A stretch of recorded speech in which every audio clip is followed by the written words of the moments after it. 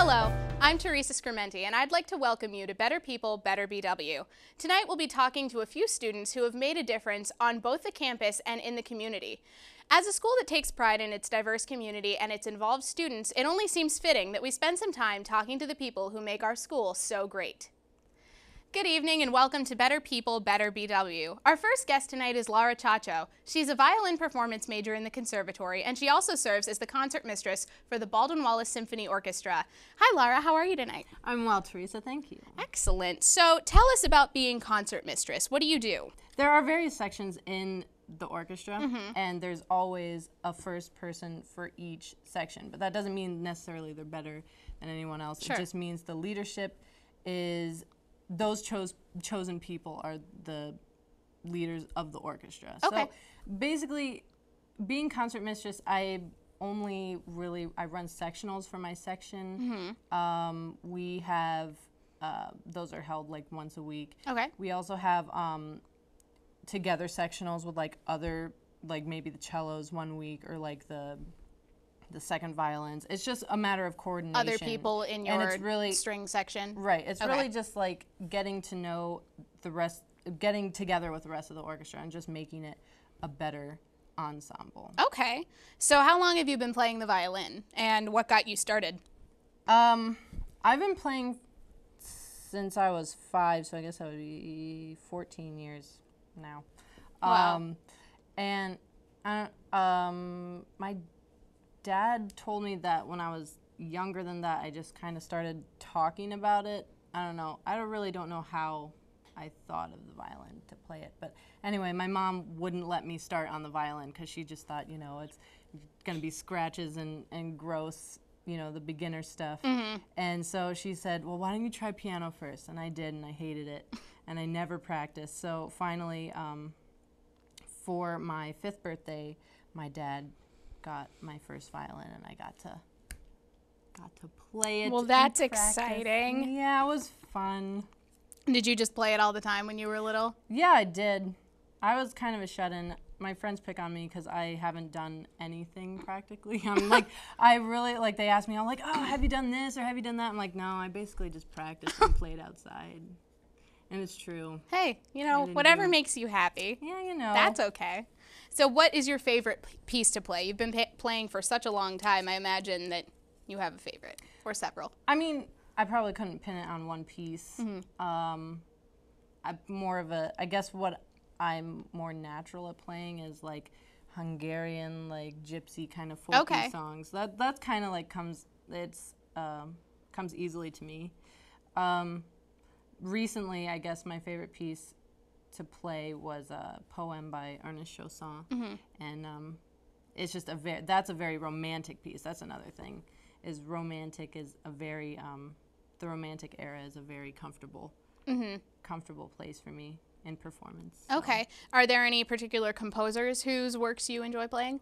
Actually, the piece I'm playing now, actually for my final, is gonna be Zigeunerweisen by Pablo de Sarasate.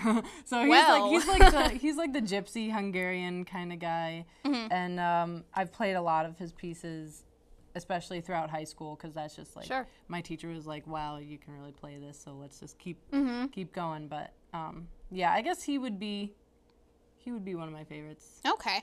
Now, as a violin performance major, that requires a lot of time spent practicing. How often do you practice during the week? During the week, well, most of my practice is probably with other ensembles. I would say that takes up most of the time because orchestra by itself is 2.5 hours. Wow. Other rehearsals like chamber ensembles, I'm in like about 2 or 3. I'm in one majorly, but that takes up most of my time. But as far as personal practice, I really don't have a set amount of time. Like I need to practice this amount of time right now. It's more of like, what do I have to accomplish kind of thing. Like what kind of goals do I have to meet? And by that time, sometimes you really don't even notice the hours go by or the minutes go by. So, yeah. Okay. So the orchestra has their second concert of the year coming up this Friday, correct? Yes. What can we expect from this concert? Well, this one is going to be quite a big one because people know one of the pieces. I mean, most people would recognize one of the pieces, Sure. which is Stravinsky's Firebird Suite from Fantasia 2000. So great. Yeah, I like it. The piece itself is just very exhilarating, and everyone gets something out of it. I don't think anyone leaves there. Like the other piece we're playing, Dvorak's Sixth Symphony, which I believe is extremely underplayed. Like symphonies should be playing this symphony more often because it's just beautiful. But you know, like, and not many people are gonna get something out of that because it's more in the classical realm, whereas Stravinsky was kind of stepping outside of the box, and that's what people kind of like. But I feel like we're performing really well already, and 4 days till the concert, so we'll fix our problem spots, and it's gonna be a great concert. So. Excellent. So what makes BW's orchestra so unique? In comparison to other conservatories that are around, I feel that our campus helps us to branch out from the conservatory, and we're able to experience more diversity because of it. Like we're not locked in the conservatory all the time, and we're not just practicing. I mean, we are practicing all the time, but absolutely, you know, like we don't have just that on our minds. Like we have other places to go and other places to be, so we can relieve ourselves from the stresses of the conservatory. But I think that helps us to become more well-rounded musicians, and we're able to be more well-rounded people as well.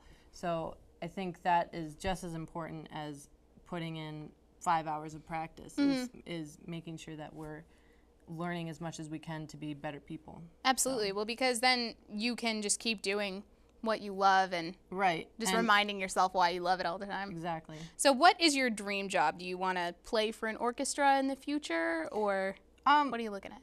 Well, I definitely want to perform all the time, well, forever, because I like playing. But if I had to pick a dream performance job, it would probably be either in an opera orchestra, because I love accompanying a choir or a drama of some sort, or like a film score, like being in an orchestra. That would be really cool. I love, like, John Williams. Don't even get me started. Like, I love him, and it's just, that's probably my favorite, my dream job for performing. But I also kind of dabbled in the conducting. Like, I kind of wanted to be a conductor at one point. When I first got here, I actually told them, I was just like, yeah, I'm kind of thinking about conducting, and they're just like, well, let's just get you on performance first. And I'm like, good idea. But I don't know, it still kind of crosses my mind to be a woman conductor. But I would have to be a good performer first. So that's true. That's a good. Was there a particular event when you just decided that you wanted to go to school for violin performance, or like when you were a kid, is that what you thought about? Well, I grew up in a very musical family, so like people could argue that just the influence of my family would have like pushed me to go into music school. But I thought about other things. Like, I actually, if I wasn't being a music major, I probably would have gone into law enforcement of some type, because I don't know. My dad and I were always into cops and like, stuff like that. But I don't know. I guess there's just been specific moments, performance moments, like when I was performing, that have just really like hit me in a place that nothing else did. Like, there have been times where I have felt so natural just being like not having to talk or not having to be someone, you know, like, you know what I'm saying? Like, I don't have to be someone that you can just has do what to comes talk. I just have naturally. Because I'm not a good talker. But like, if I play, it's easier for me. Like, and some performances have been ones that I'll be playing and I'll be outside of myself, and then something will happen awesome, and it'll just hit me in this special place that I'm just like. And it just reaffirms wow. why you're doing this. Yeah. Well, that's great. I think that means that you're really in a place where you're supposed to be. I mean, I hope so. So, I mean, congratulations for getting there. Now, what are some important events we need to look out for here on the Baldwin Wallace College campus? Well, I mean, besides the normal concerts that come about, I mean, the closest one this Friday. There's if you look at the conservatory schedule, there's tons of concerts going on all the time. It's not just orchestra concerts, there's choir stuff. And there's also like music theater. There was the opera scenes a couple weeks ago. I'm sure there'll be more of those. But I guess the biggest thing, and it's like the icing on my year, is Bachfest. Bachfest is which great. is why most people come here, is because, and this is what BW Conservatory is known for, is our Bachfest. It's just an awesome time where both choir and orchestra gather together and make this great ensemble that really just hits the center of what Bach, music making. Absolutely. It's just wonderful. So that's in April. I don't know what dates yet. I think it varies every year. Yeah, it's some weekend toward the end of April, I think. Yeah. Somewhere in that springy time. Yeah. Well, thank you so much for joining us tonight, No Laura. problem. That's all the time we have. So stay tuned for more exciting interviews on Better People, Better BW. Welcome back to Better People, Better BW. Once again, I'm your host, Teresa Scrementi, and our next guest is Nicole Topp. She's a senior double major in psychology and studio art, as well as an active member of the Office of Community Outreach, Psychology Club, and Art Attack. Hi, Nicole. How are you today? I'm doing all right. How are you? I'm great, thanks. So how did you become a member of the organizations that you're involved in?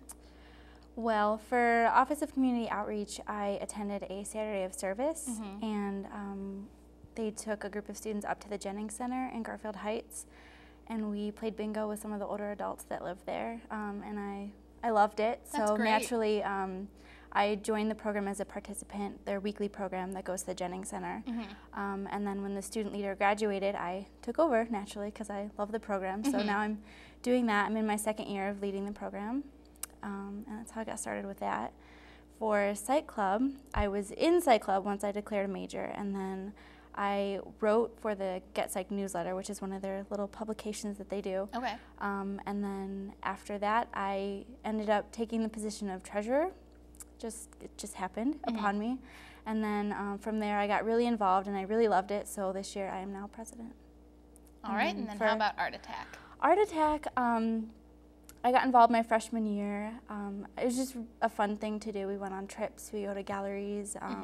We did little random things at our meetings, and then I just kind of kept along with it. I ended up taking the secretary position my junior year, and then this year I am now president. Well, also. that's very exciting. It seems like you're really excited about all of the different organizations you're in. So for those who don't know, can you tell us a little bit about each organization? Yes, the Office of Community Outreach is a big organization. We have all kinds of different programs for people to get involved in. We have alternative breaks where we go on different trips. There's weekly programs. There's at least one every day of the week except for Friday. Different populations, different issues that they work with. And then they also have monthly service projects as well as Saturday of Service and BW Spring Service Day. So there's just a lot to choose from. So you can get involved in one, more, whatever people choose. And then of course there's the leadership positions also.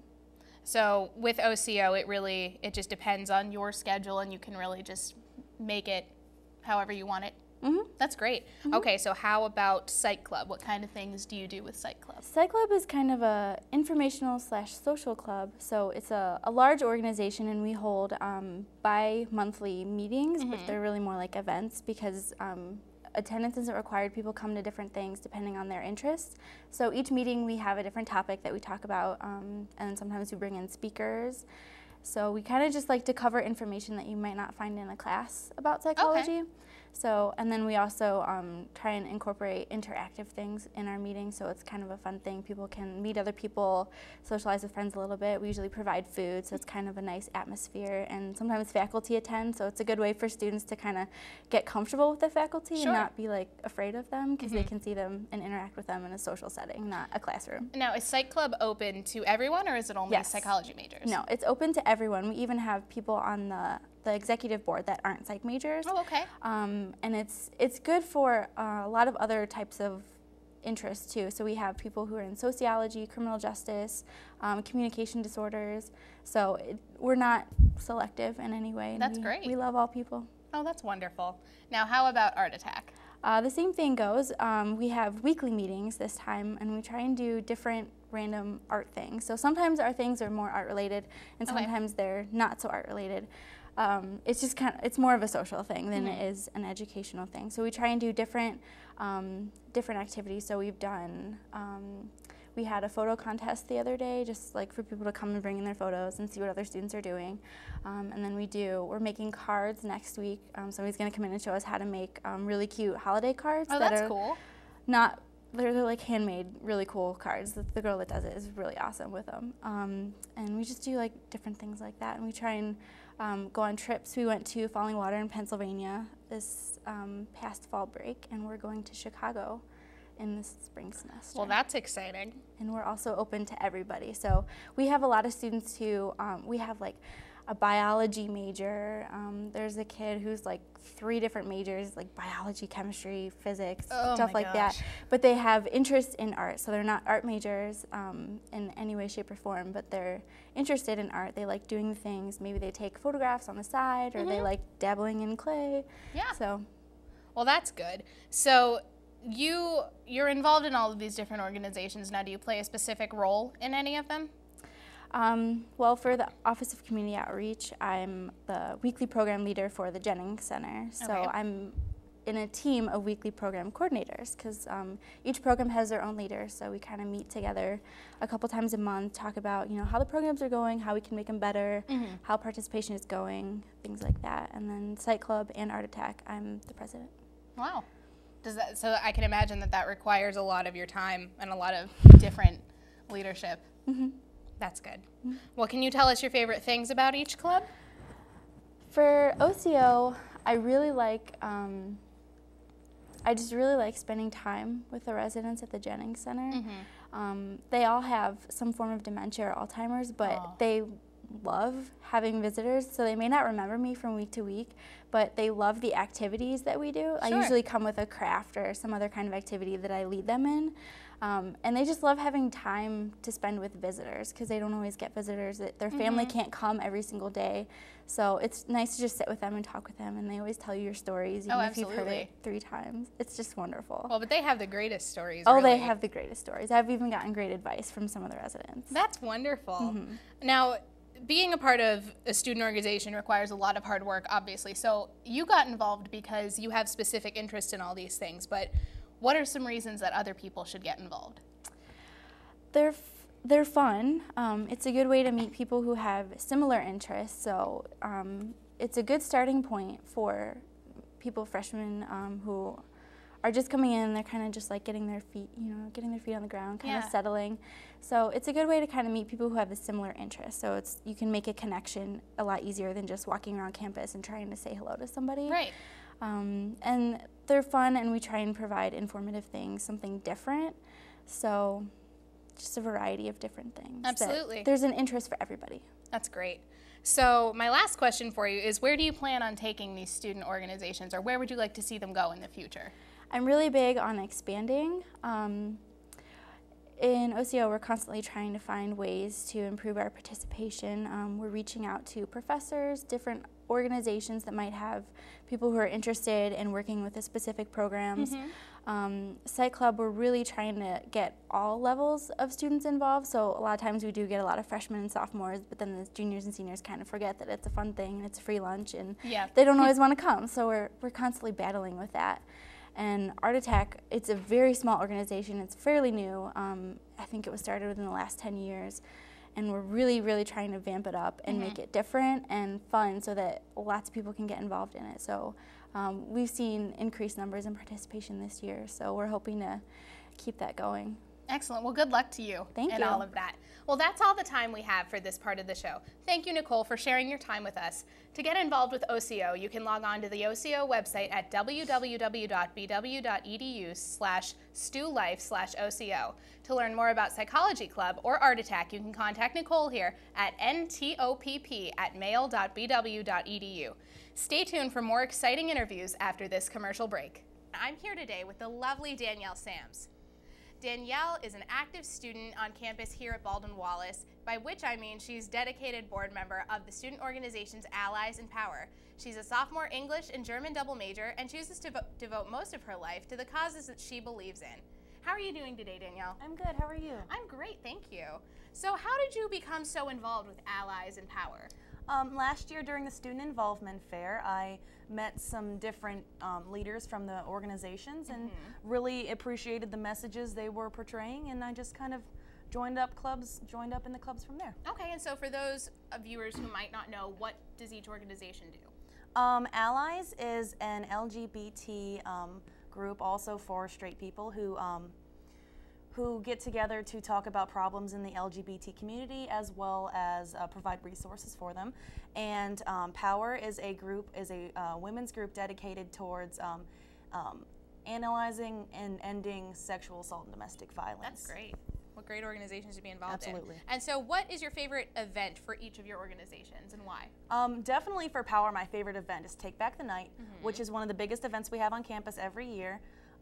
It is a march to raise awareness about domestic violence, and this year we had approximately 150 people march around campus with a megaphone and candles and signs and stuff to talk about, to raise awareness in the community about the big issues and stuff.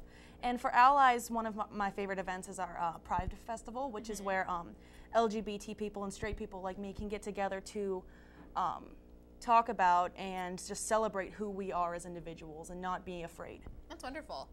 So have you personally grown from being a part of these groups then? Oh, absolutely. I have met so many different types of people and listened to so many different personal stories. They really make me feel better about the things I've been through and help me feel like I have a lot to learn still. Absolutely, that's wonderful. What kinds of things do you do for your organizations? As a member of Power, I help organize a lot of our events. Me with the rest of the e-board, we provide resources, and especially for women, such as hotlines and stuff to call if they've been sexually assaulted. And for Allies, as a treasurer, I do a lot of filling out reimbursement forms and getting all the finances in order. It's a little challenging, but it's really fun. Now, you have a double major. How do you find time to devote yourself to all of these organizations? Because it sounds like you do quite a bit. It's really not as difficult as it sounds. With my double major, I have German and English, as was before mentioned. These are majors that have pretty few requirements when it comes to academics, so I just do a lot of just classwork like normal students. So, and then I just go and do office hours for Allies, and just go and do e-board and stuff for Power, just like normal, just in between my downtime. So. That's great. So have you ever encountered a situation where someone has been a part of the issue that you're targeting? Luckily, not really. No? I've been lucky enough to come to a campus where people are more accepted for who they are, so I haven't really run into the problems of people being so much of a problem, but if they were, I would have a lot of resources to help them change their mind. So your organizations do provide different things that you can do if you ever do encounter? Oh, absolutely. All kinds of hotlines and centers around here that people can go. Domestic violence and women's battered shelters and the LGBT Center of Cleveland, all kinds of different stuff for people to really to help them out. Excellent. Now, have you ever felt like you're making a personal difference in someone else's life? On occasion I do. During this year's Take Back the Night, a student came up to me afterwards and he told me that he was really happy that he was there for what he had to go there for a class, and he was really happy because he learned a lot, and that made me feel really good. That's great. Now, what are some facts that people might not know that can affect how they feel on the issues that you're working working on? In the United States, 75% of students have no state laws to protect them from harassment and discrimination. Really? Which is sad. That is. At least one transgendered person is killed in a hate crime every month in the United States. College-age women between the ages of 20 and 24 are the highest risk for rape and dating violence. And over 3 women are murdered in this country by husbands and boyfriends every single day. Wow. Well, you're working on a lot of really great things, but that's about all the time we have today. So thank you, Danielle, for being here, and we really enjoyed your time. So I hope that everyone enjoyed the episode and goes out there and becomes more involved in these organizations. So stay tuned for more amazing interviews after this commercial break. Welcome back to Better People, Better BW. Our next guest this evening is Alex Jeffers, a junior sustainability major and representative for the Commuter District on the Baldwin-Wallace Student Senate. Hi, Alex. How are you tonight? I'm doing well. Thank you for having me. Oh, well, it's our pleasure to have you. We're very excited to hear what you have to tell us about your major and your involvement on campus and everything. So, is it true that sustainability was a major completely designed by students? Yeah, the original major was crafted by a core group of students who had an interest in sort of the interplay between the environment, the economy, and the society as a whole. So the original idea and concept for the major was designed by students, and then it was sort of taken by different faculty members who had experience in the area and built up to the major that we have today. Okay, so what are some of the courses you would take as a sustainability major? Well, the major is designed with a group of core required courses that include like Chemistry 1, Chemistry 2, Biology 1, Biology 2, some intro-level politics, sociology, a sustainable nutrition and food choices course, courses like that. Sure. And then it branches off into 3 different tracks that you can follow, or 4 now actually. We recently added another one. There's the business track, which focuses on sustainability in the business world. Okay. There's natural sciences, which is more research-oriented. Social sciences, which is research-oriented, but also goes into studying a lot of politics, economics. That's the course that I'm taking. And then recently there was a quantitative track, which is sort of data analysis. Okay. All right, so what made you want to become a sustainability major? Well, I've always sort of had, I guess, a connection with sort of the natural world. I really enjoy a lot of outdoors like backpacking and camping. And as when I was younger, my dad would take my brother and I out backpacking a lot, and I sort of was immersed in, I guess, the natural beauty of the world as a young age, and really, I guess, fell in love with it. And that's sort of what has driven my own personal values towards a more, I guess, environmental way of thinking. Sure. Now, when was this program created? Do you know? Like, were you here when it was established, or? I wasn't. It was a year or 2 before I got here. I don't know the exact year, but I know it was a year or 2 before I got here is when it was officially established as a major. Okay, so did you come here specifically for sustainability then? I didn't, actually. No. I wasn't aware of the sustainability major when I first came here. I was originally in broadcasting, and after a semester of that, I decided that I wanted to do more with sustainability and environmental stuff. So then I actually did a semester of education with a minor in sustainability. And then after a semester of that, I realized that the education aspect of it wasn't where I wanted to go. Sure. So I switched to just simply sustainability instead of education. Okay. So have you seen an increase in the interest of sustainability in the student body?